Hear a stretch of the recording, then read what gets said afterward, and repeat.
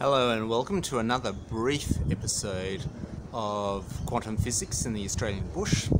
I'm just taking a break from sort of hard manual labour gardening, and I'm going to explain HSC scaling, and hopefully at the end of it you'll find it a lot less stressful than the way it's explained. So what I'm going to do is I'm going to explain how HSC, which is our final year of school out here in New South Wales in Australia, is assessed, and you get a mark at the end of a year's work from doing this year. They give you a mark at the end, and it's not exactly transparent how it's done, and hopefully I'll explain how it's done with my trusty vice over here, and it'll be less stressful. I'll then explain how typically it's explained through the schooling system. You'll note that there's no website to explain how it's done, or there is a website which does explain, which is my explanation. You're invited to look at the internet to find an example, someone explaining the method it's done. You can obviously speak to many principals who explain it to you at length, but you'll see that's perhaps not true. I'll then, so it's the how scaling is done, how it's taught, a bit about folk knowledge, and a bit about how this mathematical technique is really common in science. So it's not a brand new technique. In fact, I've published papers on it and worked on it previously. So fundamentally, you work a year at school, a year from the end of the last term of year 11, it turns HSC, and then 3 terms of year 12. There's 4 terms in a year. That leads up to a whole year. There's a 3-term year for year 11, 4-term year for year 12, and year 12, which is our final year, we call that final year. So I'm aware that people overseas will say, well, what's A-level, O-level? I know that, but we have 12 years of schooling. In the last year we do some assessment. Now, there's internal assessment of it. G'day, mate. Sorry, there's a security guard at the school just having a walk around. It's school holidays at the moment, just across the road, the local school. Okay, so you work for 12 months, and the school sets you certain assessments, and the assessments have to be of a nature which fill in the gaps which can't be done by exams. So if you do assessments which assist you to exams, that's really sort of cheating, so to speak. You're supposed to do things which fulfill the subject outline, which can't be done 100% in exams. This is skills, laboratory skills and stuff like that. And you'll get a mark for that out of 100. Your school will get a mark out of 100. And what I've done here is I've simulated it here. I'll just put it up here in this device, and you've got it here. Sorry, there's a bit of shade here. There's a bit of shade from the handle of the thing I've got doing it there. So let's hold it there. There's a bit of, and there's all shade here. So up the top is your top mark, up the bottom is your bottom mark, obviously. And I've drawn it on 2 stretchy balloons because ones can scale differently. And you can see a range of marks. So a high mark, one middle mark, and a few lower at the lower end for this particular school.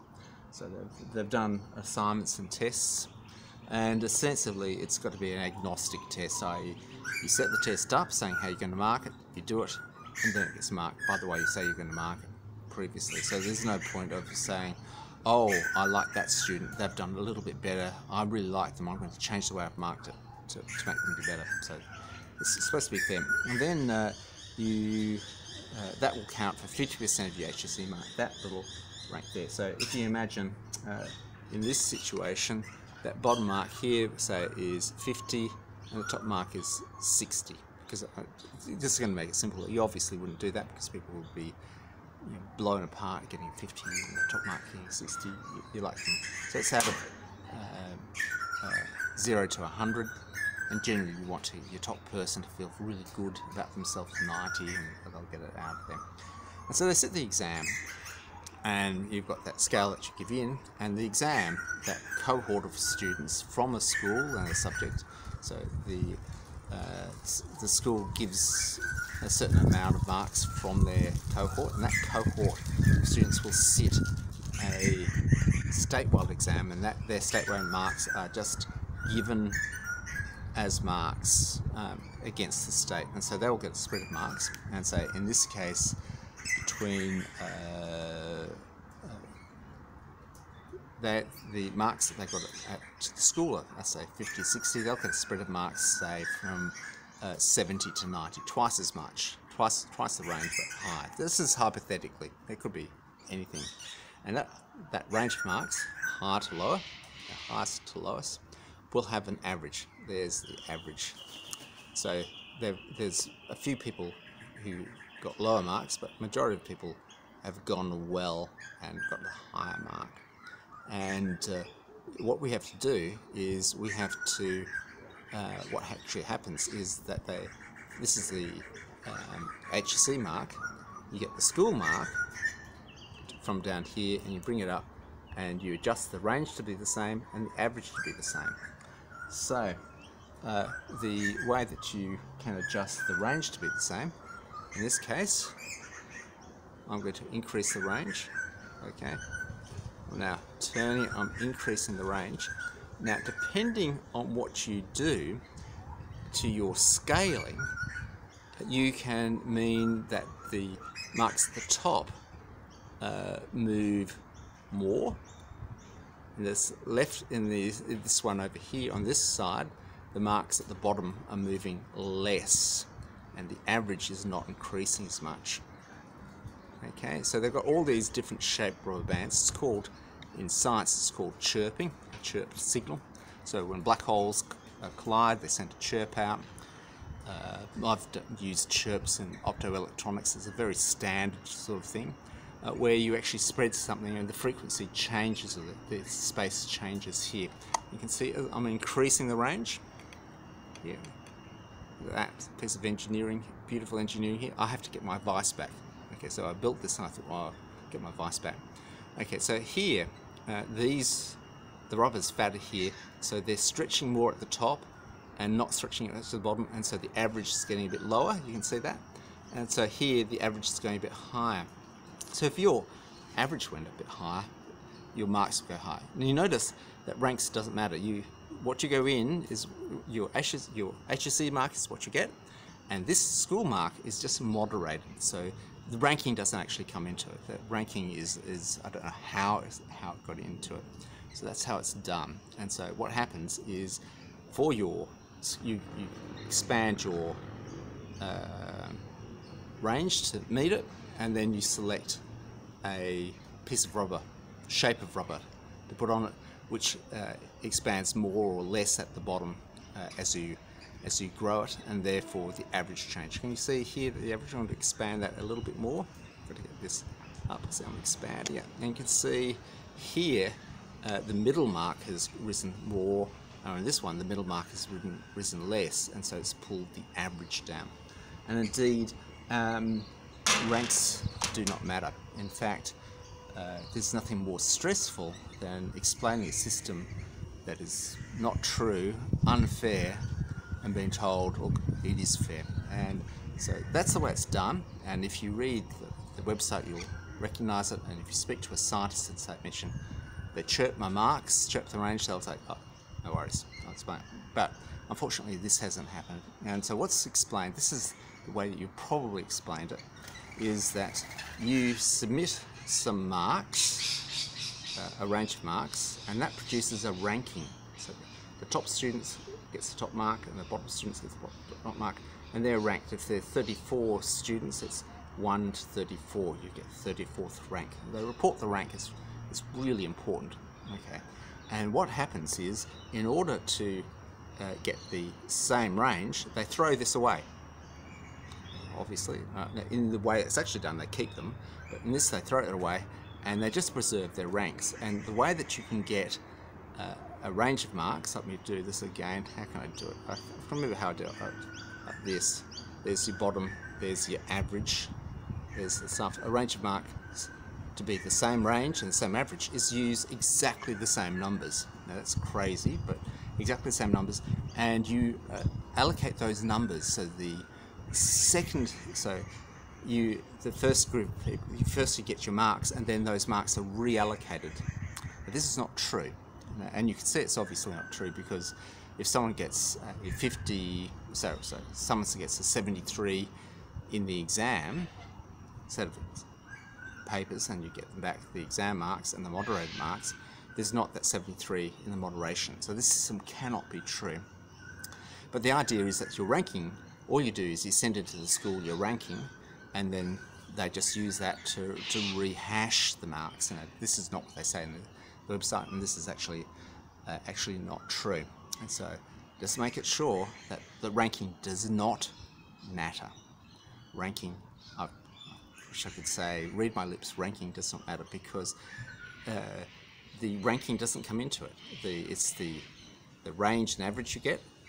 Your school marks are moved to the same range and average just by expanding them, but expanding them more at the bottom if the average has to come down, or more at the bottom.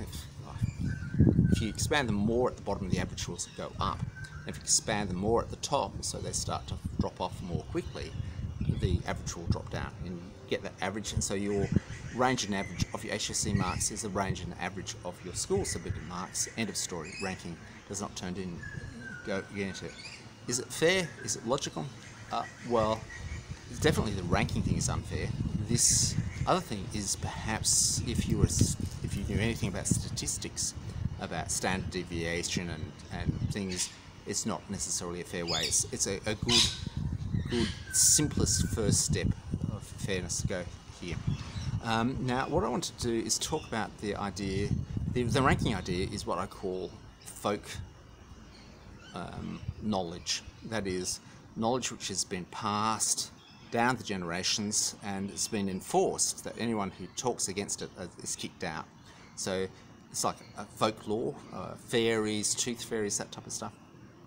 And it's folk knowledge. And there's actually quite a large amount of folk knowledge taught in science. This is things which are scientifically incorrect, but it's true by folklore. And I won't go into it, but this ranking is one example of folk knowledge. And unfortunately, people will say, oh, well, look, so-and-so a long time ago broke into the computer system and changed their ranking.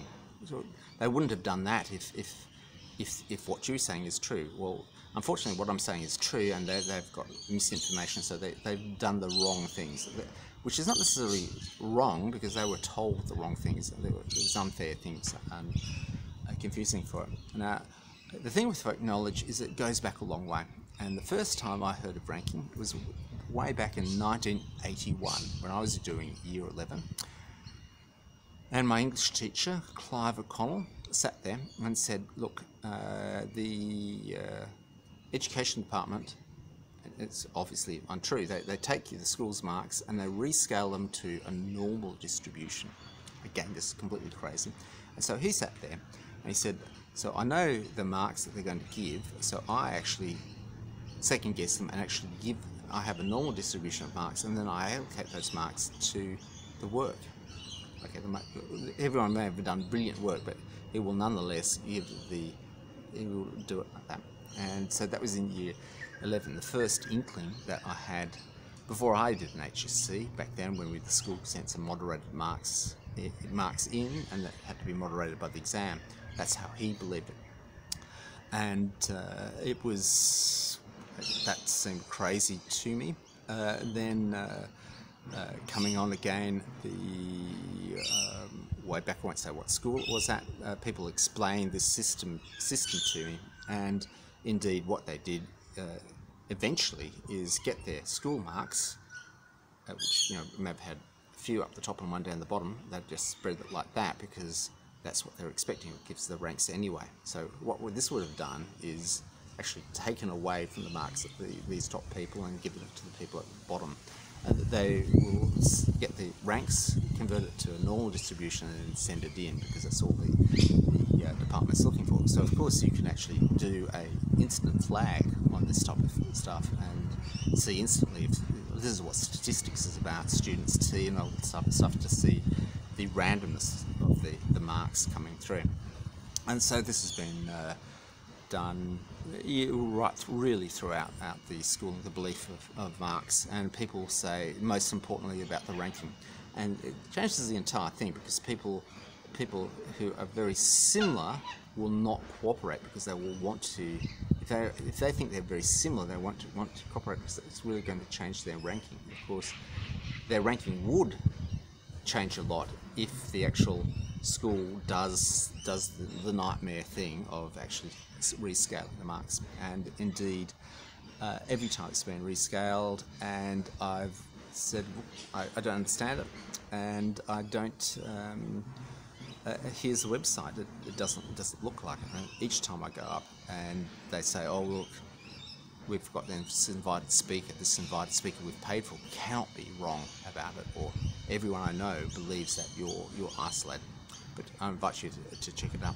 And that's sort of folk knowledge. So way back in 1981, it's been evolving and solidifying. So the important thing about folk knowledge is that folk knowledge obviously is not as effective as real knowledge, but you've got to have a social system which enforces it, and it contorts the social system in such that it feeds energy in the right way. This is the fundamental aspects of folk knowledge. So this, as I'm getting to understand it a bit more, it's not outrageous wrong or outrage, I'm going to improve the system. It's, oh, this is folk knowledge, and there's this long-term strategy. So the long-term strategy is obviously building simple models, and this is not the first time I've explained it. I wrote a computer program which explained it exquisitely with all of the maths with it, and didn't go too far. And so it's the method of understanding it doesn't go too far, because everyone is blocked in with this folk knowledge. And to close it off, and here I am, 17 minutes, 17 minutes. Okay, this is not the first time of chirp. What we call this is chirping. So if this is a uniform thing, and this is a optical fiber mirror, this would just expand the ridges in that mirror and make it reflect at a red wavelength, whereas this would expand it and get it to reflect at multiple wavelengths, and that's called chirping. If you chirp a grating or chirp a signal, you take a single frequency and chirp it out. Now this is important. This chirping process is that you can get a signal, say in laser physics, you get a signal, you chirp it, get the frequency, and then you fire that short pulse into diffraction gratings, and the different paths pile up on each other, and you can get an ultra short femtosecond laser. So these new femtoseconds, very short, I think picosecond, femtoseconds is much as 1,000 billion. Nanoseconds, a billionth of a second. Pico, yeah, I have to think a trillion, 1,000 trillionth of a second. These really tiny pulses you use by getting your laser pulse, chirping it, and chirping in that wavelength, and then compressing it, and you use it in optical fibers. And I had first encountered it at university. I built the spike with a cable to do it, variable cable. And what had happened is that I was creating a strain gradient, chirping it and losing energy across it. So it was an inefficient thing. On paper it looked good, but in practice it was inefficient. And then I really understood the strain gradients from having built unsuccessful inventions with them. And then years later I walked into an optics lab and began to build these optical fiber gradients. So this is a mirror with ripples in it, and the ripples are such that the wavelength of light with the correct frequency will go across it. And I was able to encase this in super glue, so I just got the hot melt glue gun, which is on the table on top of it, and there you have a new branch of telecommunications. Really, quite honestly, this is the what is it, seminal paper on it. And as you pull one side, you create a strain gradient. So the optical fibre at this side expands more than the optical fibre at that side, and so you get the grating reddens and covers a broader thing, so you can get your width of your your bandwidth for your optical communication expanding. And since then, there's just been many examples of chirping, blurring signals in many cases. I just can't think of any branch of physics which doesn't have it. So this is what happens where you basically eventually have a scientist random walk into the education system, read this, they say, well, you're talking about this, mate. Isn't that what you're talking about? And indeed, the papers are correct. And then you listen to their explanation about the ranking stuff, which, believe you me, does not matter. And you say, okay, well, I might be wrong, and you might be right. And to understand you being right, I have to actually look at what you're saying. Okay, look, thanks a lot, and I hope you enjoy this video.